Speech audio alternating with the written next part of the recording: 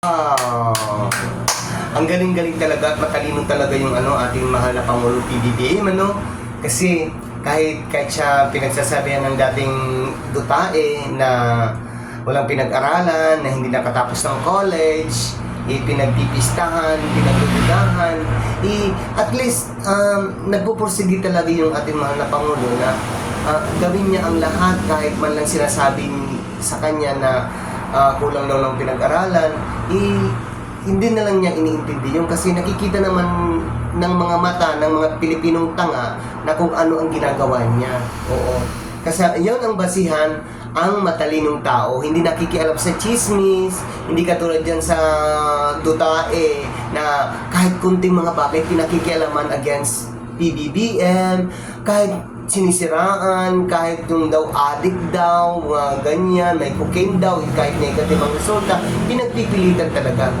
Kasi, alam nyo mga tangang supporters ng DD shit, yun ang may pakana, yung tatay digong ninyo, yung may pakana na drug addict at drug poser. Kasi nakita sa social media na siya ay suspect sa mga droga, hindi si PBBM. Kasi hindi nagagawin ni PBBM yun, mga mayayaman na yun, mula pa. Tapos ano nga parang pera, yung mga pera nga nila, pinamimigay na lang. Yung mga income nila, pinamimigay na lang sa mga mahihirap. Tapos pagbibintangan nyo pa. Kayo naman mga this shit ng mga followers ni Dutae, mag-isip-isip naman kayo. Nga sabi nyo, walang nagagawa daw ni PBBM. Oy, kung alam ko lahat na ngayon ng mga Pilipino ay may pinag-aralan at mga edukado na. I-research nyo na lang yung sabi na natin, Office of the President .gov.ph. Ayun, makikita ninyo yung accomplishment ng presidente ng Pilipinas. Kahit sino doon, makikita ninyo. Yun na lang, i-research nyo. Huwag kayong makinig. Huwag kayong makinig kay Marlica. Huwag kayong makinig kay yung Jonathan Morales ninyo na pinapaikot ang utak ninyo, katulad niya yung kay Bato, nagiging bato na yung utak niya, naniniwala, ninindigan niya yung puncher. Kakaya, Parang hindi nakapag-aral kay Mayor pa naman. But anyway, anyhow, marami pong salamat, nagpasalamat kayo dyan mga didi shit na ang ating Pangulong Bongbong Marcos ay siya'y nangunguna ng mga sa Asia. Siya ang nangungunang leader sa Asian country. Hindi niyo pa ba pupuriin 'yon? Puro lang kayo mga negative kay PBBM na ginagawa naman niya ang lahat. At hindi naman talaga yan one on one. Hindi naman yan si PBBM pupunta sa bungangan ninyo at subuhan kayo. Hindi naman pupunta dyan si PBBM para bigyan kayo ng mga gamot, ng mga common medicine para painumin kayo. Kasi meron yan nasa baba. Kung meron kayong otak, nandiyan dyan sila sa may DSWD, meron ka rural health, barangay rural health, doon kayo manghingi kasi ang pira na yan galing yan sa presidente budget. Oo. Kaya huwag kayong magpakatanga. Oo. Ngayon, dapat ipagmalaki nyo yan kasi Pilipino rin kayo kung ano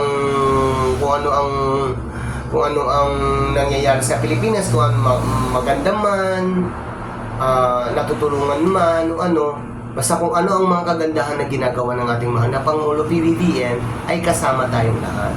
Hindi katulad yung dati na kung ano-ano na lang, no comment na lang kasi ang mga didishit dyan nakaabang. So maraming pong salamat. Ipagmalaki natin ang ating mahal na Pangulo PBBM dahil siya ang nangungunang leader sa Asian countries. So yun, ano pa? Kukontra pa ba kayo? O babatikusin pa ba kayo? Ang bumatikos ay shit.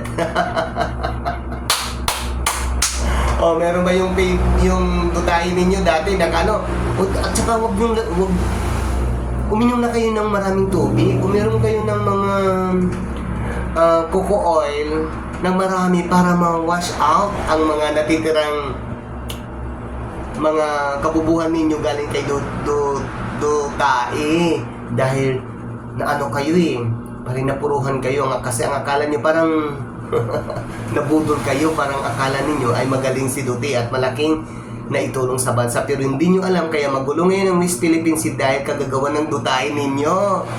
Eh, yun sa gentleman agreement. Kaya ang China hindi nananatili sa gitna ng dagat. Pupunta talaga doon sa area ng responsibility, Philippine responsibility doon sa West Philippine Sea kasi sa kanila na yun. May agreement nila na bininda yata ng dutahin ninyong presidente. Kaya huwag kayong magtaka na magulo. Kaya huwag yung sisisihin yung PBBM ha, na sinasabi nyo takot at walang nagagawa dahil doon sa... Meron siyang sinusunod na batas.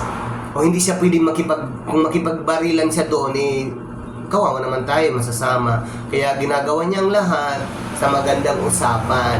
Dahil yon, kung hindi yung dutahin ninyong presidente dati, kung hindi yan ang nag-traidor, ang West Philippine Sea ngayon, baka nakikinig pa ang presidente kay PBBM na alisin ang mga bangko. Pero hindi na, talaga kasi nagmamay-ari na siya.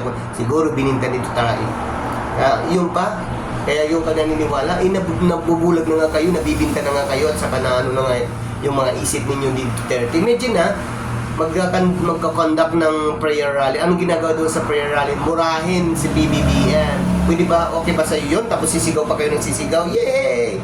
Ganyan. Pwede pa naman kayo mga bubot, mga dot, mga didishit. Yun lang po, magpasalamat kayo at maging proud tayo sa ating pinuno ng bansa. Yan ang totoong leader. Hindi yan kung ano-ano na lang ng bibintang kung sino-sino ang pinagsasabihin, oy, adik ka, oy, wala kang gaga, oy, second year college ka naman. Pakialamero kasi yung dutain ninyo eh, pakialamero.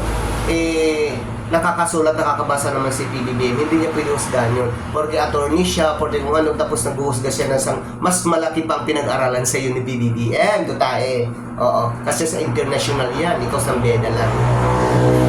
Sabi, hindi ko minamalit ang Sambeda kasi ang Sambeda is